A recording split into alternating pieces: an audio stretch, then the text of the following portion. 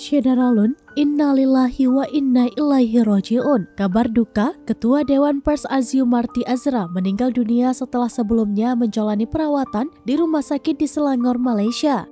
Informasi ini juga dibenarkan oleh Wakil Ketua Dewan Pers Agung Darmajaya. Agung belum menjelaskan lebih detail terkait meninggal dunianya Aziumardi Azra tersebut. Saat ini pihaknya masih menunggu informasi lebih lanjut terkait hal ini.